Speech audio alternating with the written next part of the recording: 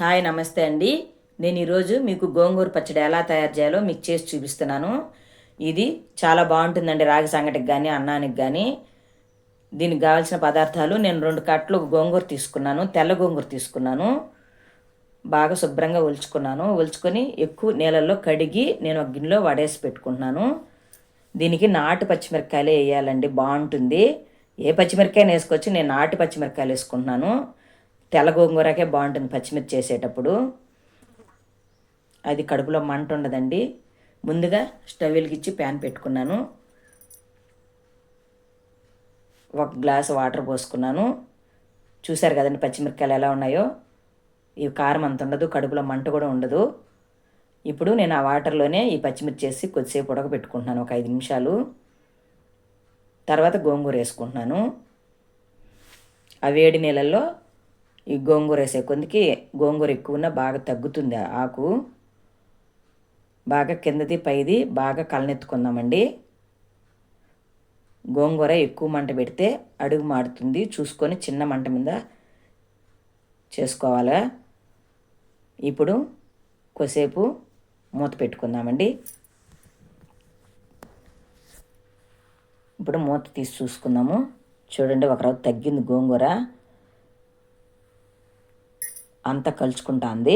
ఇప్పుడు మళ్ళీ మూత పెట్టుకొని మళ్ళీ మూత తీసి చూసుకుందాము.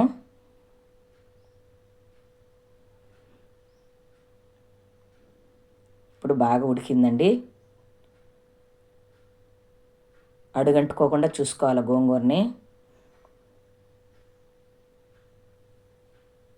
గోంగూర అయితే ఉడికిపోయింది. ఇప్పుడు చేత్తో అట్టన్నా కూడా మెత్తగా ఉంటుంది. నేనైతే ఇప్పుడు స్టవ్ కట్టేసుకున్నాను. ముందు పచ్చిమిరపకాయలు ఏర్పిచ్చి కూడా ఎనుపుకోవచ్చు. నేను పచ్చిమిరపకాయలు ముందే ఏర్పిచ్చి ఎనుపుకున్నాను. రాళ్ళు ఉప్పు వేస్తే బాగా మెదుగుతుంది. మీరు రోట్లో కూడా వేసి రుబ్బుకోవచ్చు, లేదా రోకల బండ వేసి దంచుకోవచ్చు అండి. నాకు రోకల బండ లేదు కాబట్టి నేను రాళ్ళసట్లు వేసి ఎనుపుకున్నాను. ఇప్పుడు ప్యాన్ పెట్టుకొని కొద్దిగా ఆయిల్ వేసుకుందాము. మాకు తిరుపతిలో ఒడిం ఫేమస్ అండి. నేనైతే ఒడిం వేసుకుంటున్నాను. ఆవాలు కూడా ఉద్దిపప్పు ఆవాలు వేసుకోవచ్చు, చాలా బాగుంటుంది. నేనైతే ఒడిం బాగుంటుందని వేసుకున్నాను. కొద్దిగా ఇంగువ, కొద్దిగా కరివేపాకు, కొద్దిగా పసుపు, అలాగే 2 ఉల్లిపాయలు తీసుకున్నాను. ఎక్కువ వాడకూడదండి, లైట్గానే పచ్చివాసన పోయేదాకా వాడుచుకొని ఇప్పుడు గోంగూర వేసుకుంటున్నాను. గోంగూర కూడా ఎక్కువ అంతా కలనెత్తేదాకానే నేను స్టవ్ మీద పెట్టుకున్నాను. అంతా కలినెత్తుకున్నానండి. ఇప్పుడు చూడండి ఎలా ఉందో, చాలా బాగుంటుందండి అన్నంలోకి కానీ రాగి సంగటిలోకి కానీ. నాకైతే ఒకరోజు సాల్ట్ తక్కువ అనిపించింది, నేను సాల్ట్ వేసుకుంటున్నాను. అలాగే నా ఛానల్ని కొత్తగా చూస్తున్నట్లయితే సబ్స్క్రైబ్ చేయండి, లైక్ చేయండి, షేర్ చేయండి.